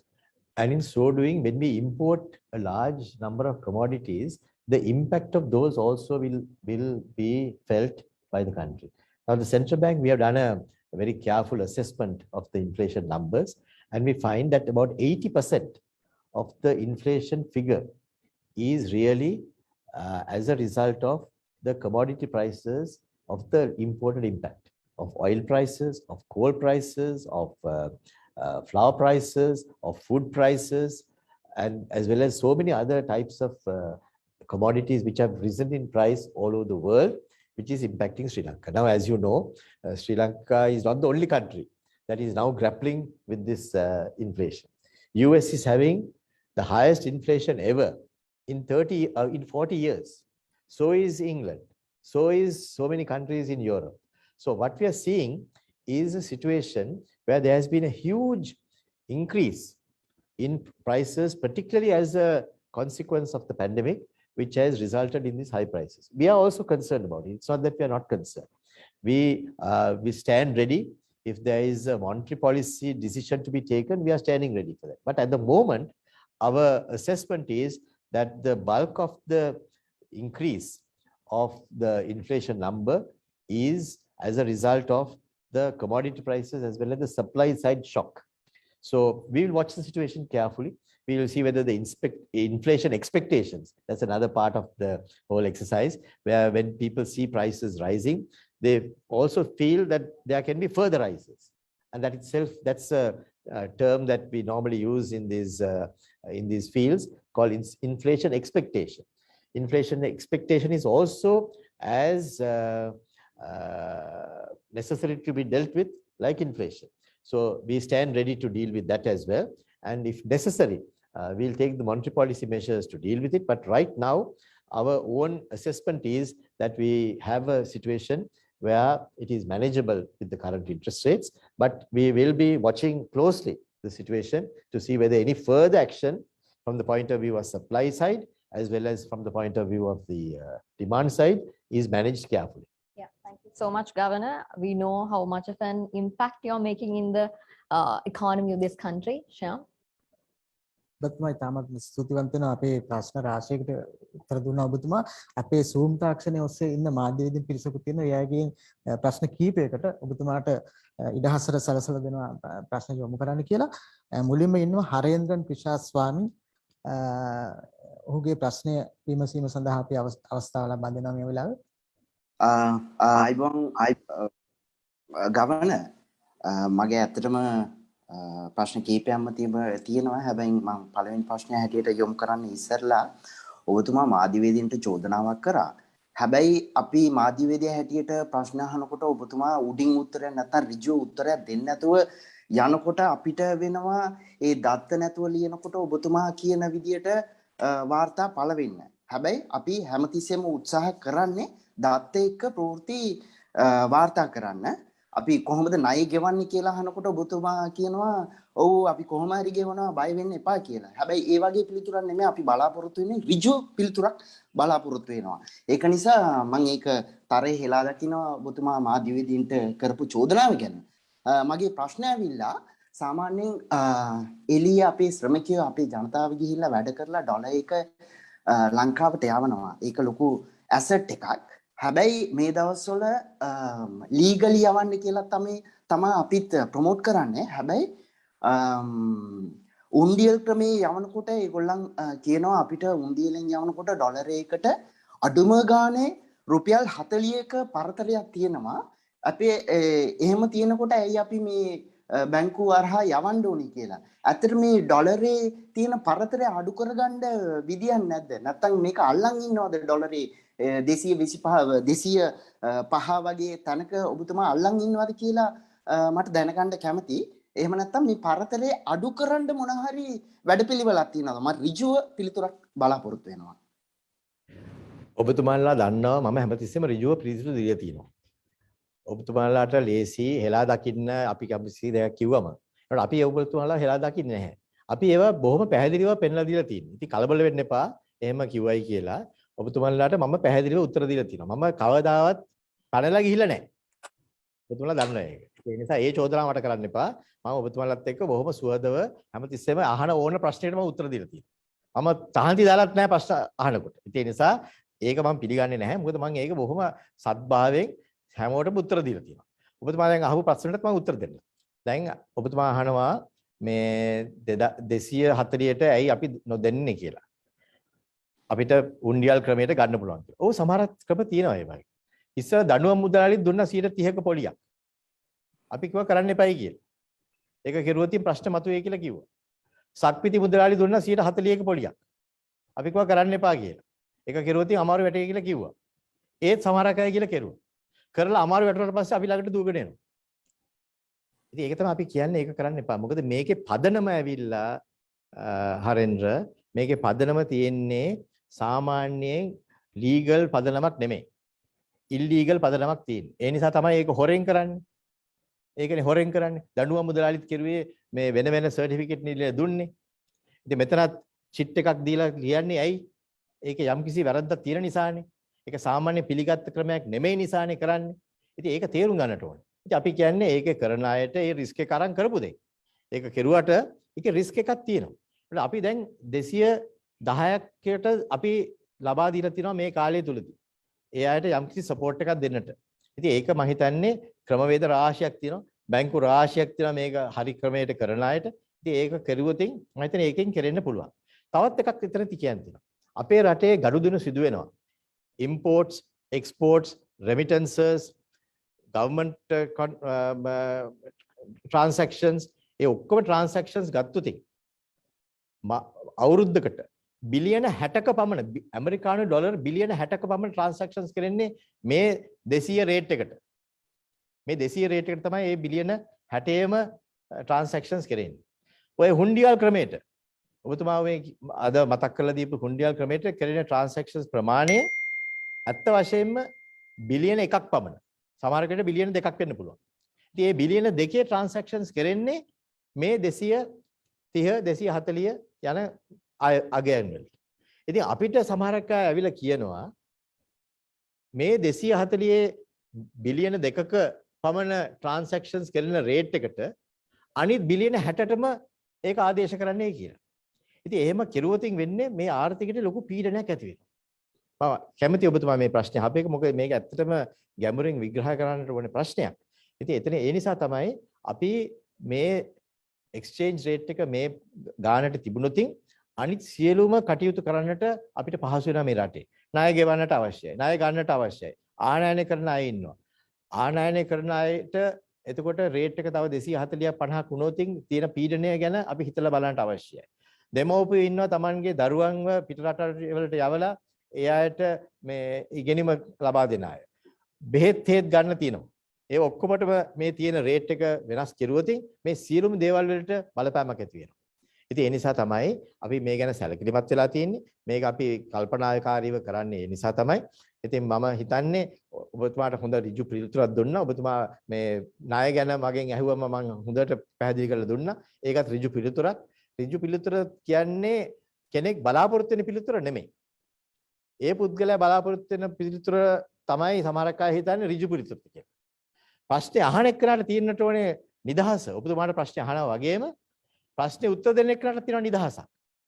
ඒ නිදහස පාවිච්චි කළා තමයි ප්‍රශ්නේ උත්තර දෙන එක්කන ප්‍රශ්නෙට උත්තර දෙන්නේ. ඒ උත්තරේ ලබා දෙන එක්කනගේ ඍජු පිළිතුරක් ඒක. සමහරක් වෙලාවට අපි මේ හිතන දේ තමයි අපිට අවශ්‍ය පිළිතුර ලැබෙන්නේ නැතිකොට ඒක ඍජු පිළිතුරක් නෙමෙයි කියන්නේ. ඒක අපි මේ එහෙම ඒකට මේ හිතන්න නරකයි.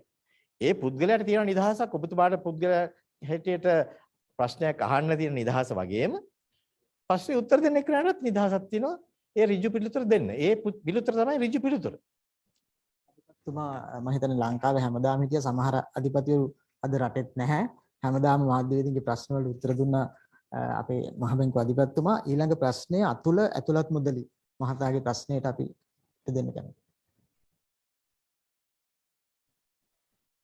සුබ උදෑසනක් ගෙවා අපේ මහ බැංකුව අධිපතිතුමනි මට ප්‍රශ්න 3ක් තියෙනවා අහන්න. මම හිතනවා මගේ මයික්‍රොෆෝනය විසන්ධි නොකරයි කියලා. ප්‍රශ්න එක ප්‍රශ්නයක් පමණක් අහන්නේ මම. කෙටි ප්‍රශ්න 3ක්. පළවෙනියෙන් අහන්නේ මේ ගරු මහ බැංකුව අධිපතිතුමනි විදේශ රටවල අධ්‍යාපන ලබනවා අපේ විශාල දරුදරයන් පිරිසක්. ඔවුන්ට අවශ්‍ය කරන විදේශ විනිමය ලබා ගැනීමේදී අපිට මේ රටින් විදේශ විනිමය ලබා දීමේදී ප්‍රශ්න වලට මැදිහත් වෙන්න සිදු වෙලා තියෙනවා. සමහර බැංකු ඒ සඳහා අවස්ථාව ලබා දෙන්නේ නැහැ. අතිගරු ජනාධිපතිතුමත් ඔබතුමාට පෞද්ගලිකව උපදෙස් දුන්නා කියලා කියනවා මේ පිළිබඳ විශේෂයෙන්ම සැලකිලිමත් වෙන්න කියලා. දෙවෙනි ප්‍රශ්නය තමයි ගරු මහ බැංකුව අධිපතිතුමනි විදේශ රටවල අධ්‍යාපන ලබන ශිෂ්‍යයන්ට අවශ්‍ය සමහර කොටස් ශ්‍රී ලංකාව තුල පවත්වා ගැනීම යාමේ හැකියාවක් තියෙනවා. ඒ කියන්නේ සමහර වෛද්‍ය ශිෂ්‍යාවන්ට අවශ්‍ය සායනික පුහුණුව වගේ දේවල් ශ්‍රී ලංකාව තුල පවත්වා ගැනීම හැකියාව තියෙනවා.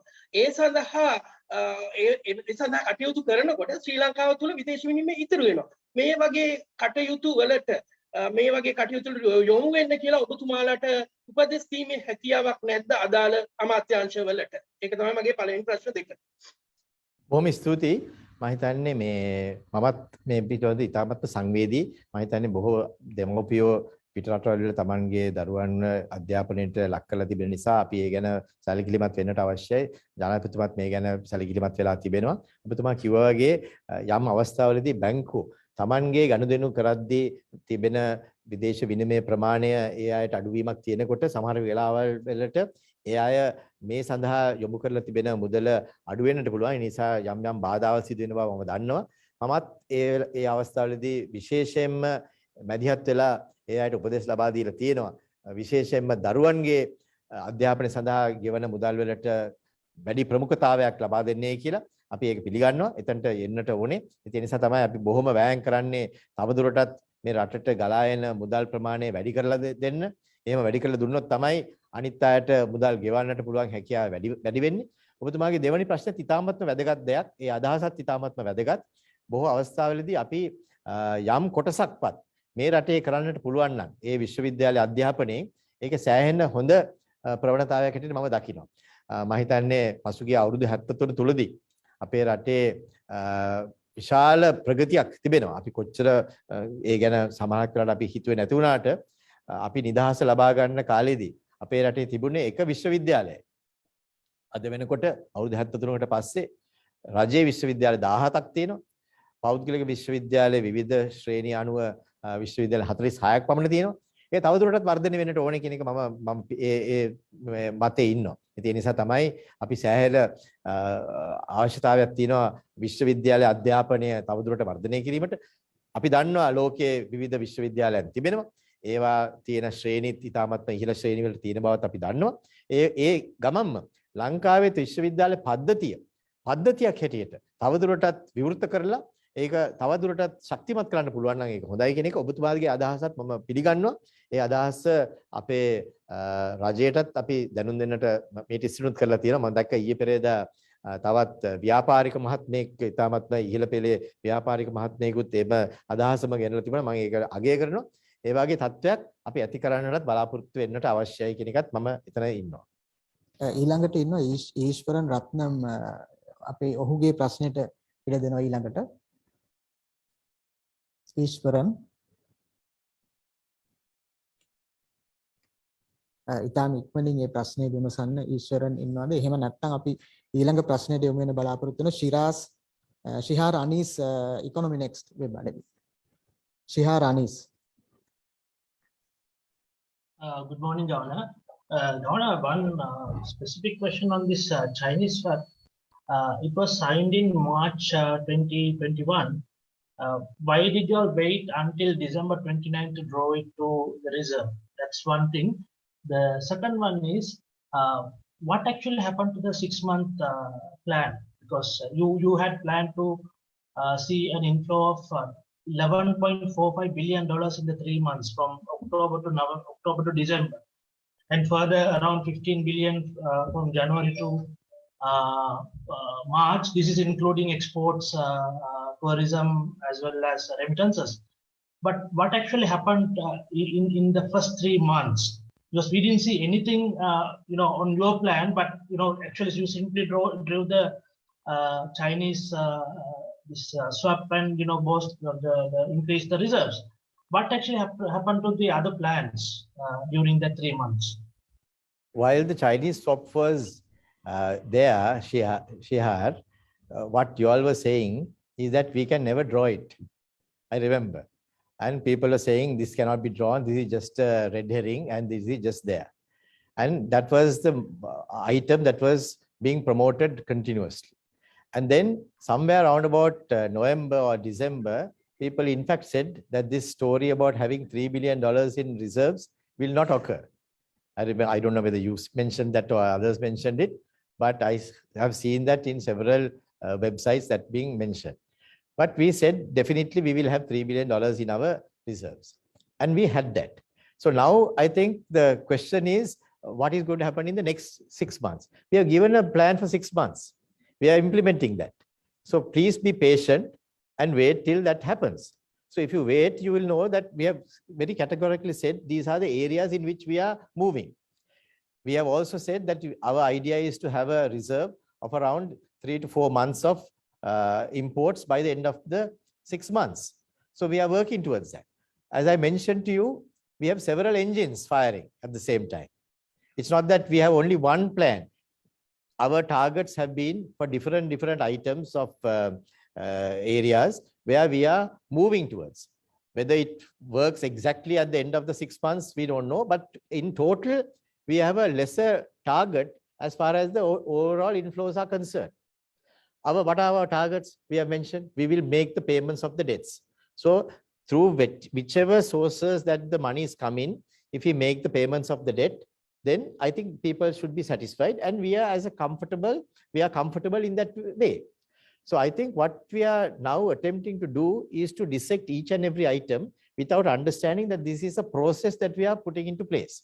So our plan, if you go through carefully, you will find that it has a 6 months horizon. There was 1 or 2 parameters that we had set out as being necessary to be achieved by a certain date. We have achieved those. We have also made sure that the debt payments are there. many people, perhaps including you, mentioned that we will not be able to make the payments of the debt in January, and in fact gave, not perhaps you but others, gave the repercussions that would occur if we don't make the payment. But we are now going to make the payment. So when we are about to make the payment, some others are shouting about it, but we are not perturbed about that. But what we are saying is we would make those payments. We won't go the way that Lebanon went and then default, but we would make sure that all aspects of the roadmap are pursued in order to ensure that we are able to move into the direction of stability as we go on this journey. Asanka Athapattu ඉදිරිපත් කරනවා අහන්න. අසංක ඔබේ ප්‍රශ්නය යොමු කරන්න අධිපතිතුමාට. ඔව් මහ බැංකුව අධිපතිතුමනි, ඔබ මේ රටේ ඉතාමත් අසීරු අවස්ථාවක් තමයි මහ බැංකුවේ අධිපතිතුමා විදියට පත් වුණේ. ඉතින් මේ පත්වීමත් විවිධ පුද්ගලයන්ගේ දෝෂාරෝපණයට ලක් වුණා. එකක් තමයි ඔබතුමා අර ලක්ෂ 25ක් වටිනා විශ්‍රාම වැටුපක් බලාපොරොත්තුව ඉල්ලලා මේ තනතුරට ආවා කියන එක. ඔබතුමා ඒකට කැමති නම් පිළිතුරු දෙන්න පුළුවන්. මගේ ප්‍රශ්නය තමයි මහ බැංකුව අධිපතිතුමනේ, දැන් මේ වසර ඇතුළත, ඒ කියන්නේ මේ වසර දෙක ඇතුළත කොපමණ මුදල් ප්‍රමාණයක් මුද්‍රණය කරලා තියෙනවද? එතකොට මේ මුද්‍රණය කරපු මුදල් මොන වගේද ආයෝජනය කරේ? ඩොලර් හුවමාරුව සඳහා මේ මුදල් කොපමණ ප්‍රමාණයක් යොදා ගත්තාද? අනිත් එක තමයි IMF සම්බන්ධයෙන් මහ බැංකුවේ ස්ථාවරත්වය කුමක්ද? ප්‍රශ්න තුනක් ඇහුවා ඔබතුමා. මම කෙටියෙන් උත්තර දෙන්නම්. බොහොම ස්තුතියි. පළවෙනිම ඇහුවා මේ රටේ ප්‍රශ්න නැතුවටද මන් දන්නේ නැහැ. මගේ විශ්‍රාම වැටුප ගැන ඇහුවා. මම මහ බැංකුවේ අධිපතිවරයා හැටියට අවුරුදු 9ට කිට්ටු කාලයක් වැඩ කෙරුවා. මම සාමාන්‍ය මේව ගැන කතා කරන්නේ නැහැ. එනකොට දැන් ඔබතුමා අහපු නිසා මේක ආందోලනයට වෙලා කියලා තියෙන ප්‍රශ්නයක් නිසා මම මේ කියන්නේ. මම අවුරුදු 40ක එක්ස්පීරියන්ස් එකක් තියෙන චාර්ටර්ඩ් ඇකවුන්ට්. මම මහ බැංකුවේ වැඩ කෙරුවේ රුපියල් 78 මාසෙකට. මම හිතන්නේ පාස් අවුට් වෙච්ච ඇකවුන්ටන්ට් කෙනෙක්වත් ඒ මුදලට වැඩ කරයි කියලා. අවුරුදු 7ක් ඒ මිලට වැඩ කෙරුවා. වැඩ කරලා මම පස්සේ තමයි දැක්කේ මගේ මේ letter of appointment එකේ තියෙනවා you will be entitled to a pension කියලා. ජනාධිපතිතුමාගේ ලිපියේ තිබුණා ඒක. ඒත් අවුරුදු 4කට පස්සේ මම ඇහුවා එවකට හිටපු අධිපතිවරයාගෙන් මට මෙහෙම ලිපියේ තියෙනවා මට ඒක ගෙවීමක් කරනවාද කියලා. එතකොට එතුමා මට ලියලා එව්වා අපි මේ ගැන හොයලා බලලා ඊට පස්සේ දන්නවනම් කියලා.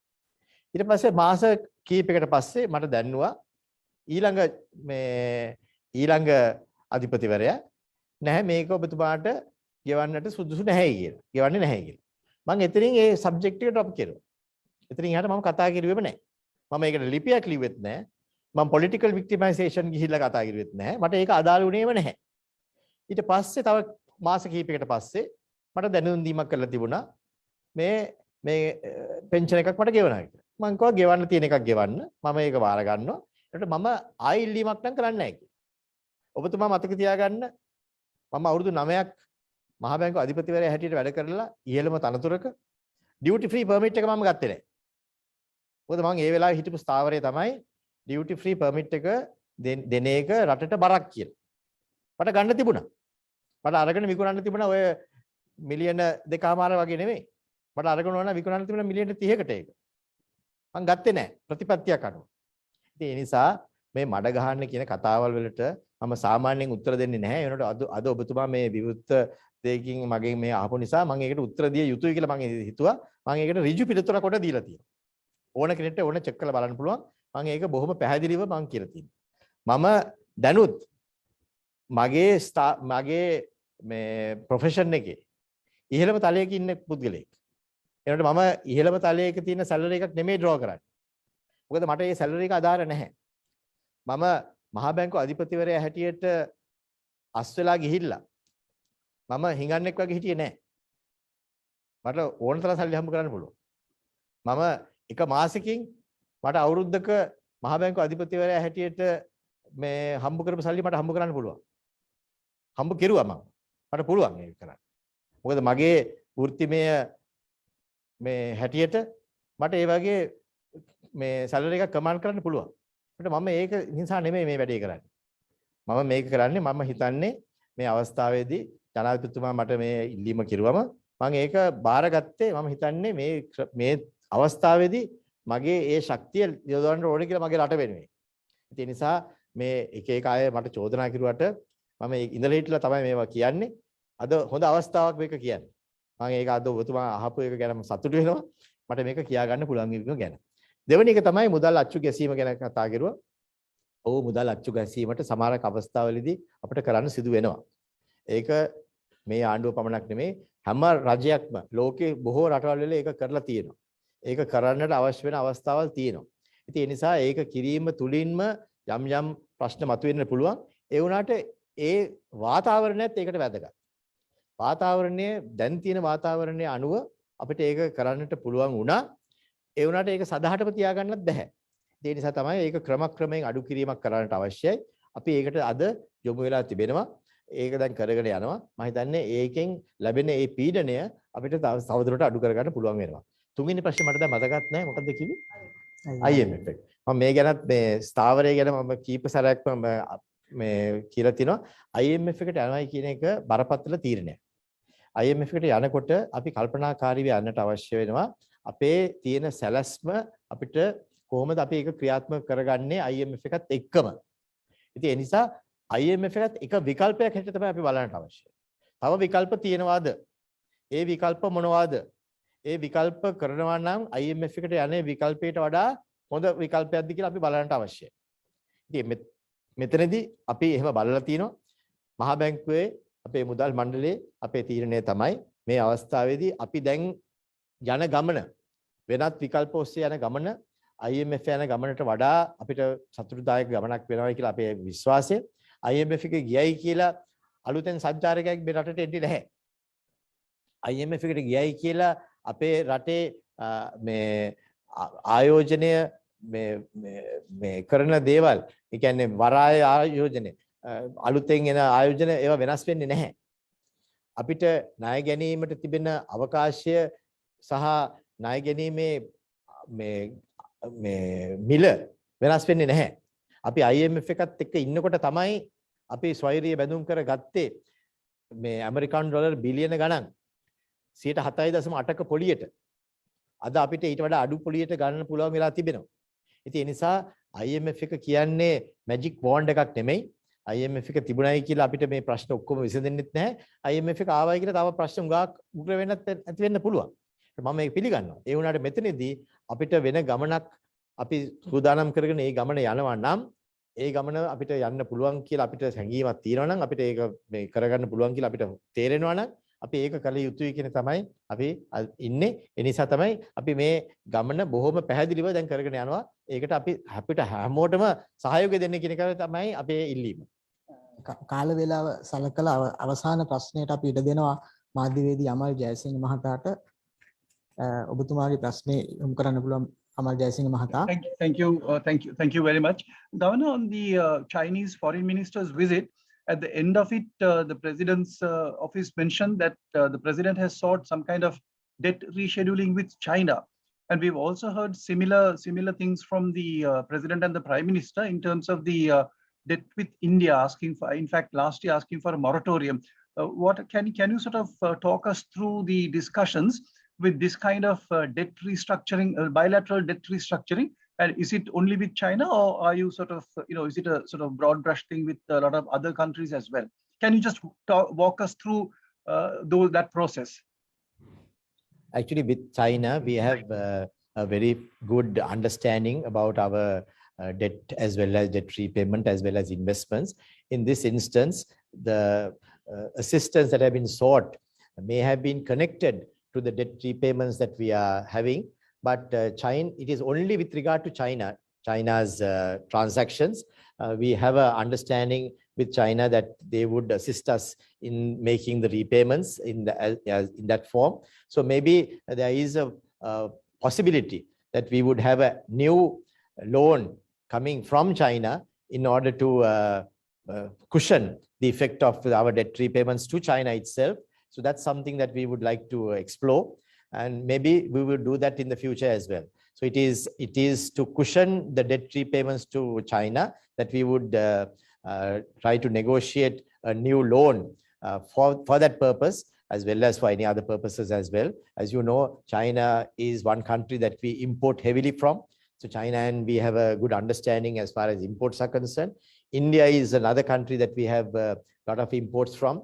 We are also negotiating with India to have a $1 billion facility with India in order to import goods from India. So it's a kind of a arrangement that would encourage us as well as help us to make repayments to those countries, and at the same time promote more trade between the two countries as well. So countries normally do that in the midst of the changing circumstances in the economy, and that's the type of discussion that we've had with China as well as India, and those are at reasonable levels of advanced negotiations, and we're looking forward to see some action and breakthrough in those as well.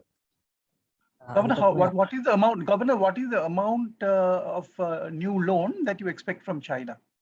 Do you have any ballpark number?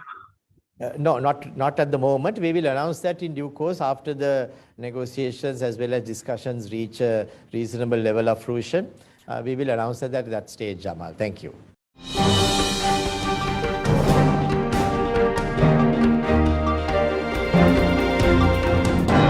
News Hub, peopleizing the news.